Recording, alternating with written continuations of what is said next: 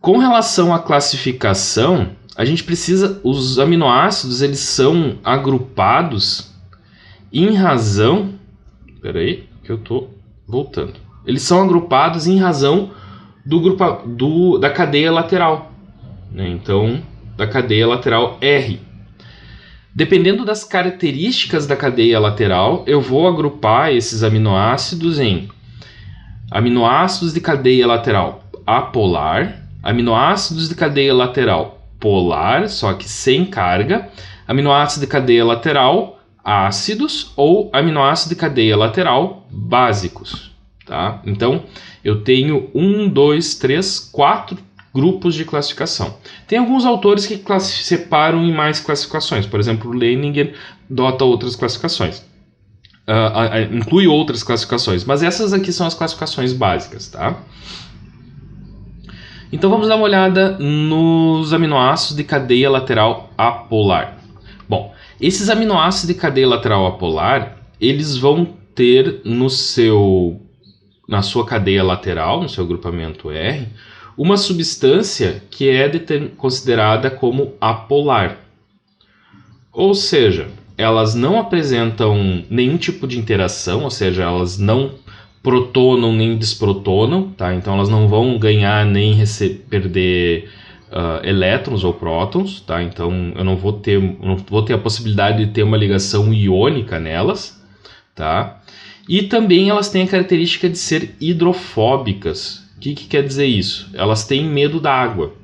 Então, em reações hidrofóbicas, em moléculas hidrofóbicas, elas não conseguem se ligar com a água e acabam sendo repelidas pela água, tá? Se a gente for pensar o que é uma substância hidrofóbica, a gente tem que pensar no óleo. Pense em uma gota de óleo caindo na água. Ela vai formar uma espécie de uma bolinha de gordura na água. Essa bolinha de gordura se forma porque a molécula é hidrofóbica, tá? Em razão dessa propriedade de ser hidrofóbica, o que ela causa na molécula? O que ela proporciona? Que os aminoácidos em cadeia lateral apolar, eles vão ficar no centro da estrutura das proteínas quando elas estiverem numa solução aquosa.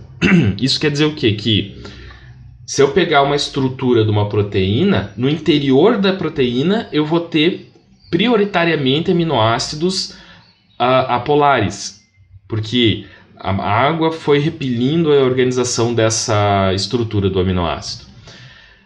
Só que se eu tiver se esse aminoácido estiver numa solução, num meio lipídico, tá? Por exemplo, numa membrana plasmática, já ocorre o contrário. Esses aminoácidos que são hidrofóbicos, esses aminoácidos apolares, eles se ligam em óleo, eles são solúveis em óleo. Então, esses aminoácidos eles vão ficar numa porção da proteína mais externa, tá? Então, essa característica do meio vai determinar a posição do aminoácido, tá bom? Além disso, além dessa característica hidrofóbica, dentro dos aminoácidos apolares, existe um aminoácido chamado prolina, que ele é uma exceção dentro dos aminoácidos. Por quê? Ele é considerado um iminoácido, tá? O que é um iminoácido? É um aminoácido, na verdade ele não é um aminoácido, ele é um iminoácido, tá? Ele é uma estrutura que apresenta um grupamento amino secundário.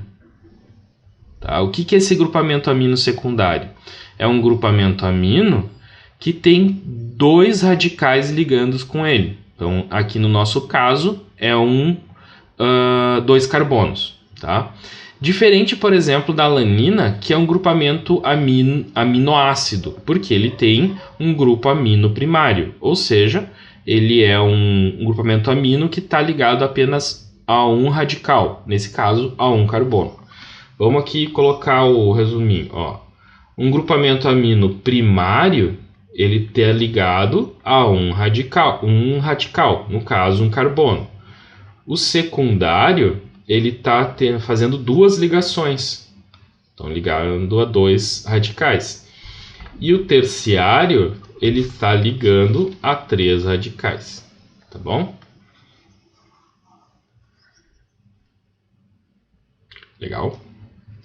Então vamos lá. Deixa eu tomar uma água. Água não, café. O outro grupo de aminoácidos são aqueles que têm cadeia lateral polar, mas não possuem carga, tá? Isso quer dizer o quê? Que dentro desses radicais aqui, eles não vão se dissociar, ou seja, eles não vão se desprotonar. Os radicais aqui, então, só que eles vão ter uma carga resultante da sua estrutura, tá? Então, em razão de algum elemento, por exemplo, essa hidroxila ou esse hidrogênio, né, esse oxigênio aqui, tá? Ele vai ter uma porção dessa molécula que vai fazer ou uma ligação,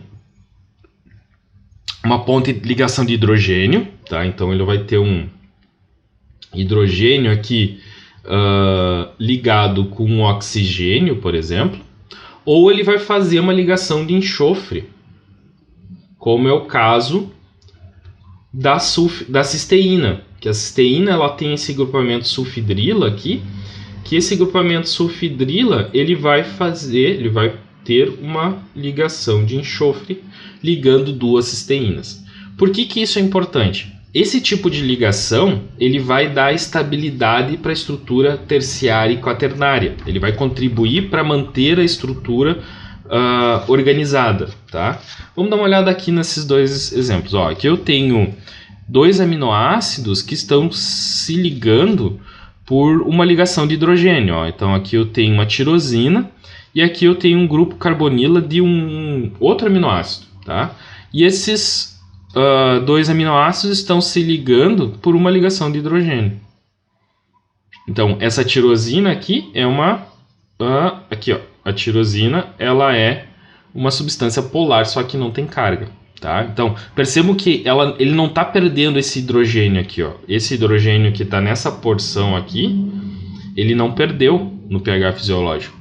Ele se manteve na estrutura do aminoácido, mas em razão das propriedades dessa ligação do hidrogênio com oxigênio, ele vai fazer essa ligação de hidrogênio aqui, tá? Aqui eu tenho a representação de 2 moléculas de cisteína que elas estão fazendo uma ligação de enxofre, né, no grupamento sulfidrila. Então esse grupamento sulfidrila, um aminoácido vai se ligar com o outro, tá? Nessa ligação sulfidrila, tá?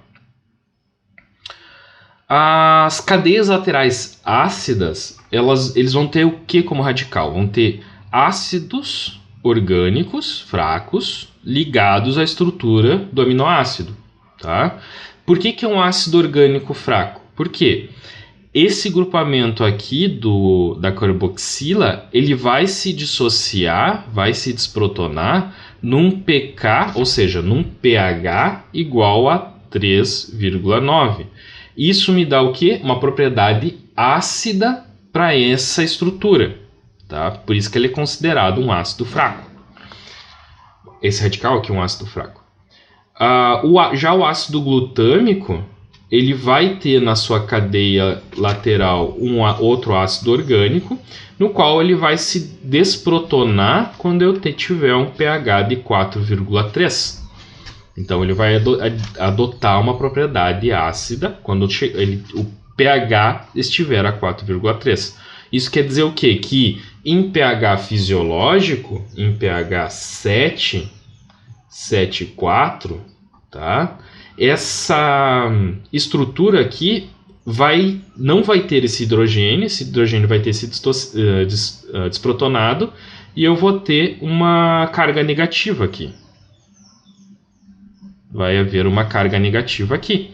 E em pH fisiológico, eu vou ter uma carga negativa aqui e eu vou ter essa carga positiva aqui. Então, esse aminoácido ele vai ter 3 cargas. E em pH fisiológico, a soma de carga dele vai ser, o balanço de carga, né, vai ser -1. Isso a gente vai ver depois quando for ver as propriedades ácido-básicas, tá? Já os aminoácidos com cadeia lateral básica, eles têm o que na sua estrutura? Eles têm um radical que vai se comportar como uma base. Então, ele em pH próximo a 7, né, ou superior a 7, esse radical aqui, que possui um grupamento amino, né, esses radicais que possuem esses grupamentos amino aqui, eles vão se dissociar num pH um pouco mais elevado, né? Por exemplo, no caso da histidina, num pH de 6, no caso da lisina, um pH de 10 e no caso da arginina, um pH de 12,5. Então, essa dissociação aqui vai ocorrer quando o meio que tiver esse aminoácido atingir esse determinado pH. Isso quer dizer que em pH fisiológico, em pH 7, esses aminoácidos, esses dois aminoácidos aqui vão apresentar essa carga, já esse aminoácido aqui não vai ter, mas igual ele tem essa propriedade básica.